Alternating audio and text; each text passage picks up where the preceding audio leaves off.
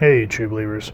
Chris Mack coming at you with Batman, the Joker Warzone #1. Now, this is kind of an anthology book, I guess is the best way to explain it, because it's different stories. Now, we're not going to go through the whole book, but there are two particular stories that I do want to really showcase here, and they knocked my socks off. I had to stop a few times and just go, wow. And what am I talking about? Let's jump in and I shall explain. So the first one, we open up on Arkham City, and yeah, the artwork here is absolutely amazing. Before we even jump into it, is one of those things where I got to go to the end of the story, which is kind of annoying. But stand by. Here we go. Okay. So they call this a serious house, which I like the homage because back in the day, it was late 80s, I believe, or early 90s. Grant Morrison wrote a story called Arkham Asylum, a serious house on, what was it called? A serious house on a serious Earth or a dead Earth or something like that. I can't remember off the top of my head, but I like the homage there. Here it's James Tynion the fourth writing, Guillaume March doing the art, Tomu Moray doing the colors, Clayton Cowles lettering, Ben Oliver Culver, and here's everyone else working on the book. And of course, Batman was created by Bill Finger with Bob Kane. Now, with that out of the way, this awesome perspective shot of Gotham, it just really sets the tone for what we're about to go into. And it says, he hears the guards whisper. They've always whispered. But when they pass the machine, the timbre of their whispers has changed of late. They are afraid. Something is happening to the city. He hears the word clown and understands. And he waits.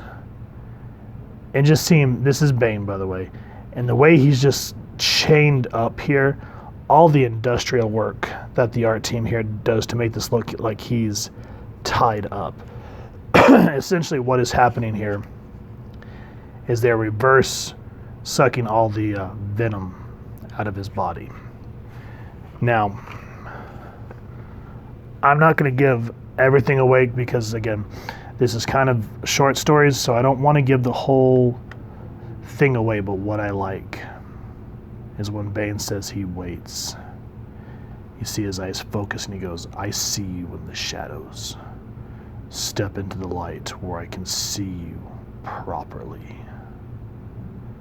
Now, Bane, I killed 6 guards to walk into this room, and you just stepped on my entrance like it was nothing. I might as well just leave and try again tomorrow. But then again, I really hadn't made up my mind. You need to make the right impression. I was thinking about a classic, honey, I'm home. Now again, I'm not going to give away more. And now, what I like here, and like I said, don't want to give it all away, but I do love how we finally see this machine that Bane's attached to. Because we talk about here's the machine's whirring, and you're not really understanding what he's talking about at the beginning. And then you see it, and all the stuff they have to do to keep him pacified to get that venom out of his system, because Bane is a behemoth that you do not want to mess with. And the artwork here is just, it kind of makes you go, wow. What the lengths that this place has to go to keep this guy pacified. Now the Joker's poking about it, and what I like is he says, he's saying that Venom's not my kind of party, but I know my narcotics enough to know that it's a nightmare coming out of you.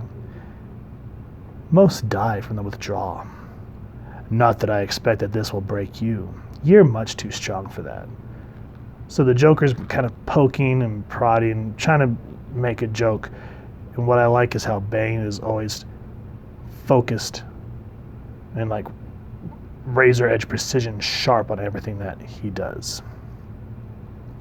Stop dancing around whatever this is and say your piece.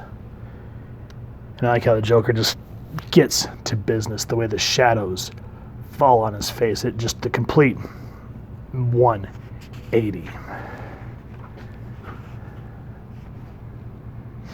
And he says here, let me see if I can find it. Hold on. He basically says, I've been imagining killing you. And basically saying, you know, there's humor in just giving you a quick, useless death. Because you were a nobody being raised in a Santa Prisca prison, and now you'll be nobody dying in another prison. That would be funny. And I like how Bane just looks at him and goes, why? Because I'm disappointed in you.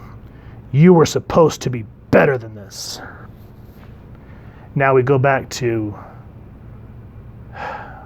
talking about Tom King's run. Now, City of Bane had the potential to be good. But it should have been like James Tynion writing City of Bane and not, as we just mentioned. He goes, you'd gotten bats out of the city, brought them low. You planned it from ages from your cell. Here in Arkham, you turned this into a fortress. And right as he was ready to come back, ready for you to deliver the final blow, still hundreds of miles from the city, you killed the last parental figure he has in front of the fucking kid. You don't even put him on the damn telephone so you can listen to it all live. You wasted it. Wasted that death. Whew. Now, when they killed Alfred, that royally pissed me off. It was unnecessary. And I've heard mixed rumors that it was forced to be put in there as a shock value. And all it did was it really turned a lot of Batman fans away. It took a lot for me to want to keep reading. Thank goodness at that time Tynion was talking about coming on to Batman. Tomasi was on Detective Comics, so it was just... Because Tomasi really did a lot of damage control to make it meaningful and how Bruce has to handle things on his own. And then when Tynion took over, he kind of echoed that, and it meant something. But when it happened, absolutely useless. It was stupid. And I like how Tynion's using the frustration here with the Joker. And it's, you know, from a psychotic point of view, it makes sense. Look at the anger in his face. The Butler was different. The Butler was the only way to hit him in that deep, primal place and break him like he hasn't been broken since he was a kid. You could have hurt him even more deeply than I could have. Do you get that? You could have been his greatest villain ever. But instead you picked Robin.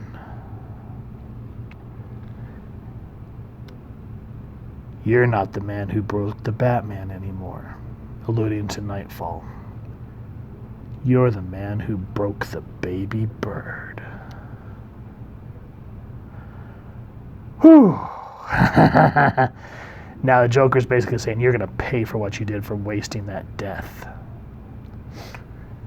And so he leaves and he goes, keep the mask, because he brought Bane's luchador mask. People might actually mistake you for something scary in it. Now the last thing I do want to reference is it's like Bookends.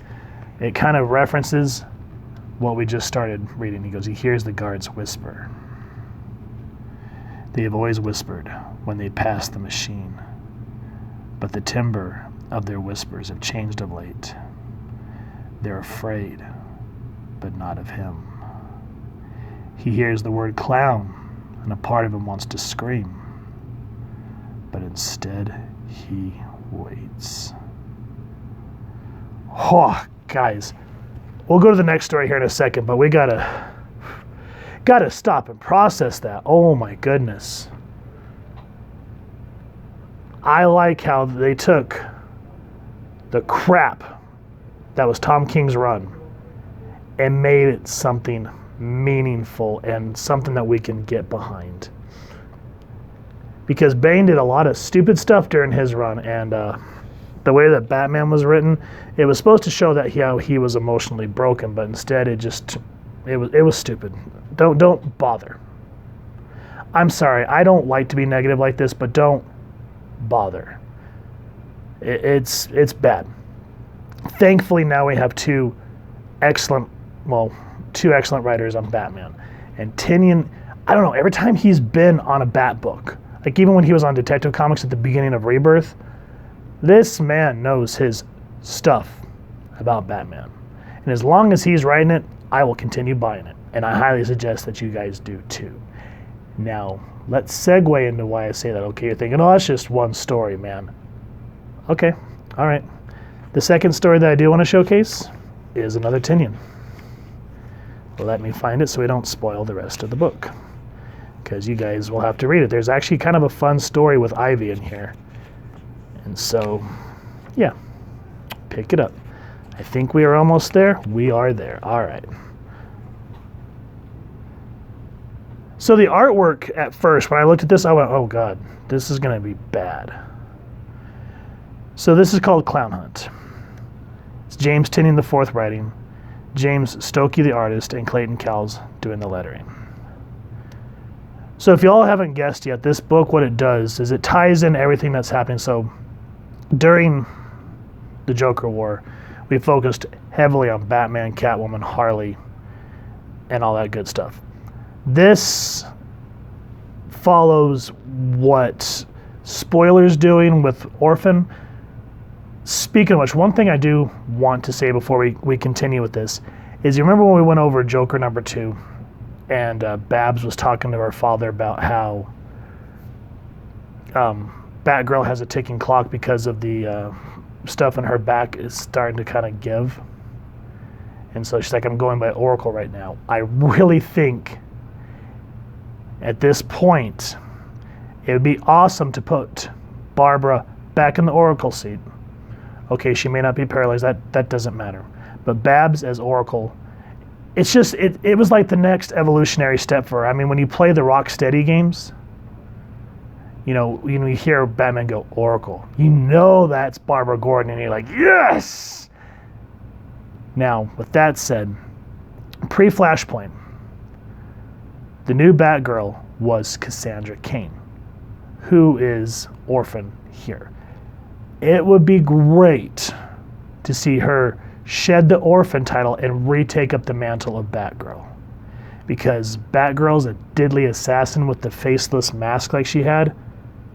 It just worked on so many levels. And it would just be kind of cool to see go back to that. That's just my opinion. Now, anyway, this story, because I'm going on a tangent, this story follows Clown Killer, who's kind of this new character, and I'm really starting to feel like he's underrated because he is kicking ass.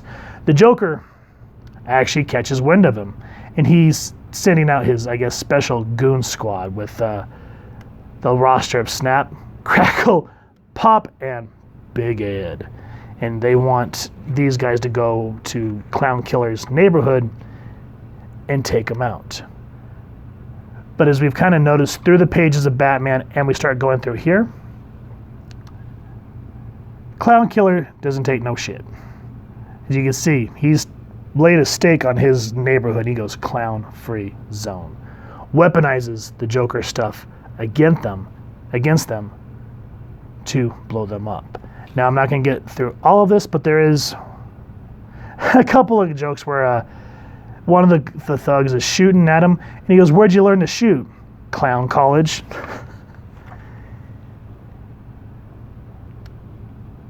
And he's saying, why don't you come out and fight me like a man? He's like, I could bring you in, get you a face-to-face. Maybe the Joker would cut you and give you a job. Yeah, man, that'd be fat. Yeah, we'd be fast friends. We'd be grinning ear to ear before I knew it. Look at the way his facial expressions change. Just like Mom. Just like Dad.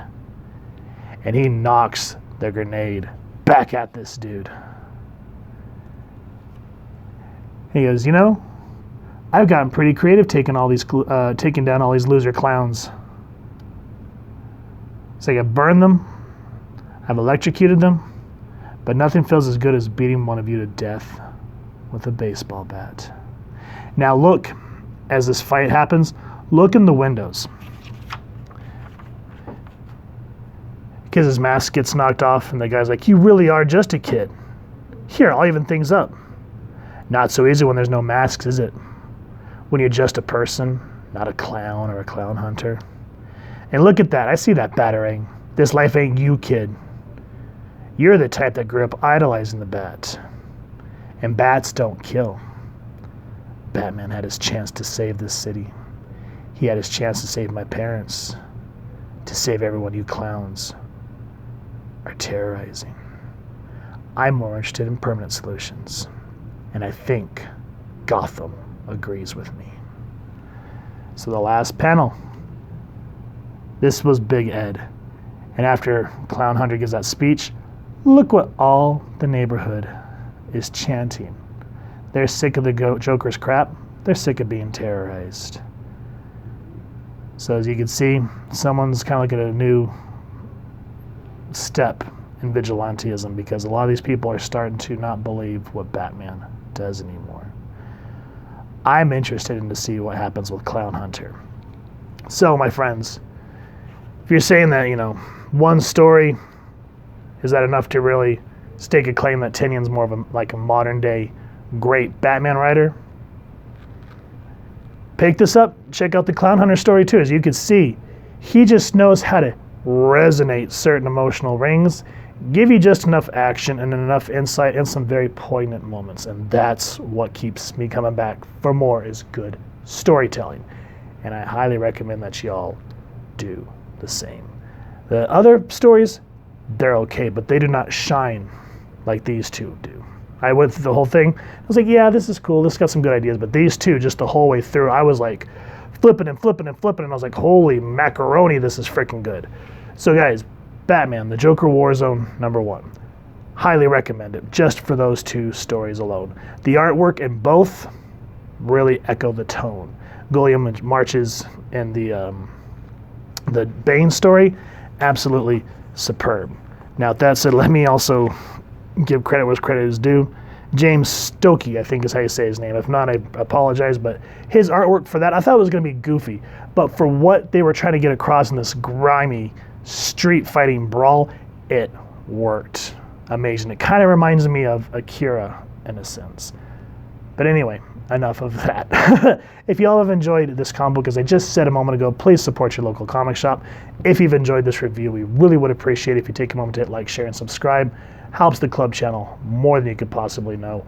And if you wouldn't mind hitting that fancy little bat bell next to subscribe, that way as we continue to upload content, you guys will get notified. Come to the channel, and we love talking with y'all and hearing your feedback down in the comments below or our social media pages, which I will make sure to leave the links down in the description. So with all that said, I hope y'all continue to have a bat-tastic day reading, haha. And I hope y'all have an, why did I just say that? It's been a long day, no coffee. Anyway, I will wrap up with, and happy hunting, true believers.